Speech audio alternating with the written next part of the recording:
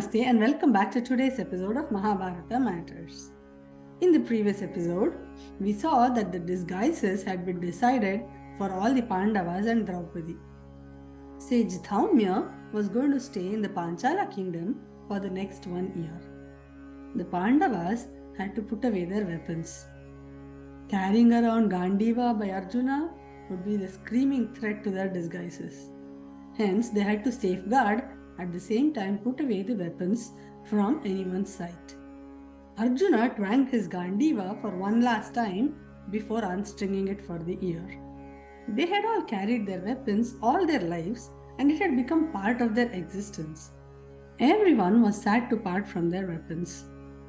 Bhima's Gada, Arjuna's Gandiva, their spears, swords, shields, bows and arrows, everything had to be put away. They put all the weapons on a huge white cloth and wrapped it around nicely. They found a dead animal nearby, so they took the hide of it and wrapped it over the cloth.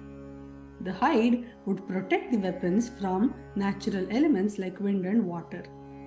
Now, this whole bundle had to be protected too. They mounted this bundle of weapons wrapped in cloth and hide onto a shami tree. They chose the shami tree because it is a very drought-tolerant evergreen tree. It can be evergreen even in desert-like conditions. And also, it flourished very fast. Within no time, the tree would outgrow and hide the weapons from plain sight of anyone. This was all essential for them to keep their disguise from being exposed. After that, Yudhishthira had gone to meet King Virāṭa as Kanka. Kanka was received very respectfully by King Virāṭa. Knowing that he could play the game of dice, the king was elated to have a companion who was also a very learned scholar. They made great companions for each other. Bhima was elated to be in the kitchen.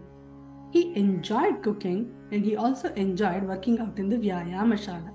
He was training youngsters to wrestle too. Arjuna had entered as Brahannala. He was teaching dance and music to Princess Uttara and her friends. Arjuna looked glorious even dressed up as a lady. Nakula and Sahadeva had settled into their roles as horse trainer and cow herder in their respective stables. Draupadi too had settled well in the company of Queen Sudeshna. Everyone was at peace doing what they like. They enjoyed the company and nobility of the king, and Queen Sudeshna was equally noble to Draupadi as well. 4 months had passed very easily. Ajñātavasa seemed easier than they had anticipated.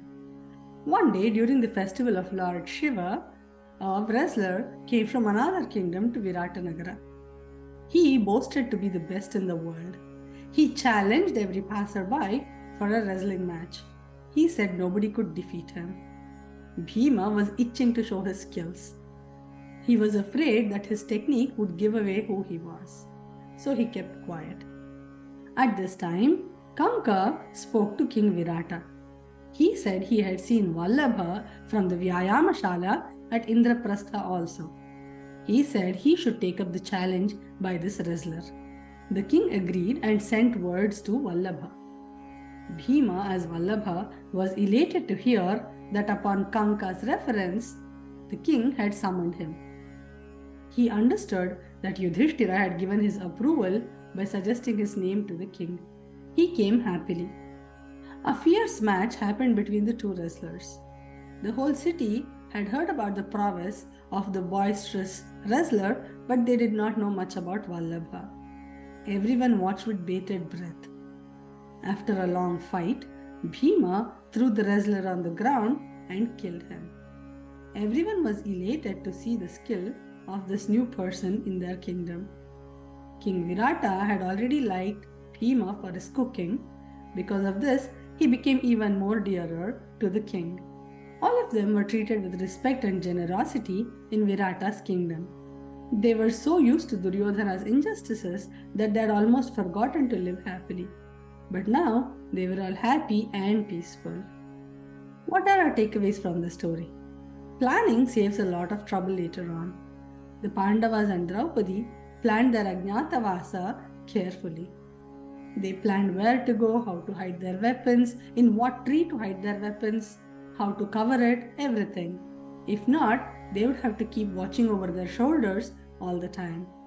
Hence, if we plan properly, it's easier for us to carry forward our journey always. Another thing we learn here is patience.